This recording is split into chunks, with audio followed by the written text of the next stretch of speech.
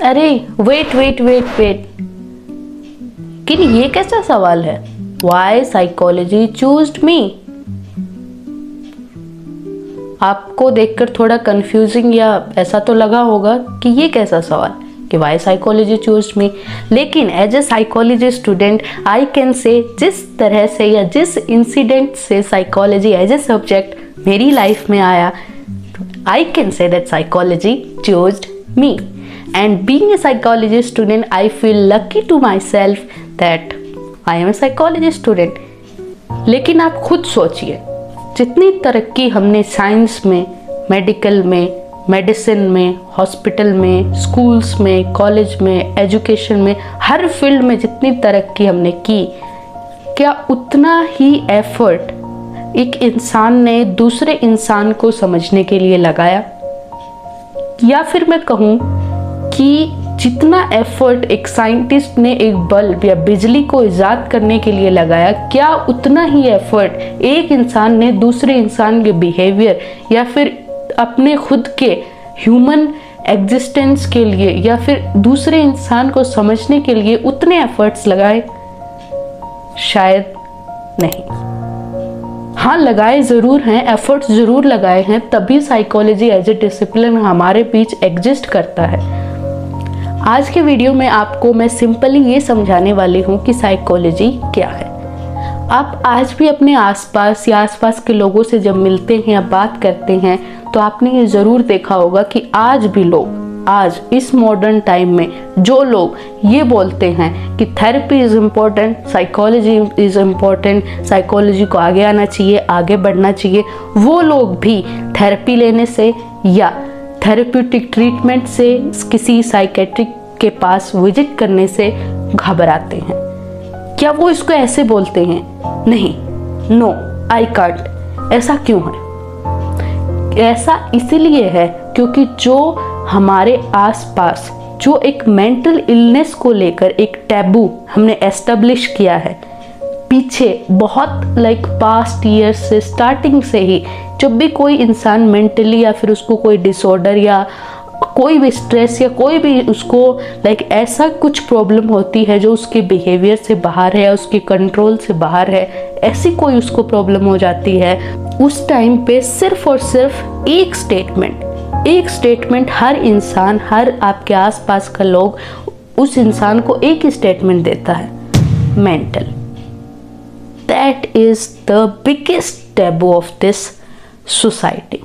लेकिन अगर ये टैबू धीरे धीरे ख़त्म हो, हम जानते हैं उस चीज़ के बारे में, हम सबको ये पता है कि थेरेपी है, हमें लेनी चाहिए, हमारे बिहेवियर में कुछ गड़बड़ है, ऐसा कुछ हमें थेरेपी के लिए जाना चाहिए, लेकिन वो अंदर का डर, जब आप खुद नहीं वो स्टेप ले पाते, खुद उसको रिप्रेजेंट नहीं कर पा रहे, तो वो आपके लिए बहुत मुश्किल होगा। जब वो इंसान खुद थेरेपी के लिए नहीं जा पा रहा, खुद ऐसा कुछ नहीं कर पा रहा, तो वो सिर्फ और सिर्फ अपनी परेशानी से, अपने खुद के बिहेवियर से, अपने जो उसके एक्ट्स हैं, जो वो एक्ट्स कर रहा है, जो अनकॉन्शियसली या कॉन्शियसली उसके आसपास हो रहे हैं, ना चाहते हुए भी वो उससे सिर्फ और सिर्फ दूर भाग रहा है। तो आप देखिए कि कोई भी फील्ड हो, जैसे कि government office, hospital, private job या स्कूल, कॉलेज, हर जगह इंसान मौजूद है, हर जगह। लेकिन वही टैबू कि एक कॉमेडियन तो इतना खुश रहता, वो उदास हो ही नहीं सकता। वो कैसे उदास हो सकता है? लेकिन उसके भी बिहेवियर्स में फ्लक्चुएशंस हो सकती है, उसके बिहेवियर में, जो उसके कंट्रोल से बाहर हों। आप खुद सोचिए, एक इंसान एक पॉल्यूटेड कंपनी में काम करता है तो बहुत साल वो एक ही जगह काम करता है। आपने देखा होगा जो बैंगल्स बनाते हैं उनकी आंखें चली जाती हैं, क्योंकि वो फील्ड ही ऐसा है, वो काम ही ऐसा करते हैं कि उनके फिजिकल हेल्थ पे इम्पैक्ट पड़ता है। तो क्या पॉल्यूटेड कंपनी में काम करने वाला इंसान पॉल्यूशन की वजह से अपने फेफड़े खराब करता है, तो क्या ओवर स्ट्रेसफुल माहौल में काम करने वाला इंसान, उसके इमोशनल या फिर बिहेवियर में गड़बड़ या कुछ बदलाव नहीं हो सकता? हो सकता है। This is very simple. फेफड़ा खराब हुआ, ऐसा हो सकता है, तो ऐसा भी हो सकता है। इंसान के पास उसके न्यूरॉन्स हैं, हार्मोन्स हैं, जो कि बॉडी और माइंड को कनेक्टेड रखते हैं और बैलेंस बनाते हैं, इंफॉर्मेशन इधर से उधर लेकर जाते हैं। लेकिन जब क्या इनमें थोड़ा बहुत गड़बड़ हुआ या फिर ऐसा कुछ हुआ, ओवर स्ट्रेस या न्यूरॉन्स में कोई गड़बड़ नहीं हो सकती है। उसी वजह से आपके बिहेवियर में फ्लक्चुएशंस आ सकते हैं और अब उस इंसान या किसी का बिहेवियर खराब हुआ तो वो ठीक कैसे किया जाएगा? ऑफ कोर्स वही इंसान उसको ठीक करेगा जिसका बिहेवियर खराब है, लेकिन कई बार ये होता है कि इंसान के हाथ में जो उसका बिहेवियर है वो नहीं रहता, उसके एक्ट्स जो हैं वो आउट ऑफ कंट्रोल हो जाते हैं, वो कंट्रोल नहीं कर पाता। तो उस टाइम पे उसको एक ऐसे इंसान की ज़रूरत होती है जो उस बिहेवियर को समझ सके, उसके मेंटल थॉट्स को, प्रोसेस को या उसके एक्ट जो हैं उनको समझ के उसको एक कंप्लीट थेरेपी प्रोवाइड कर सके।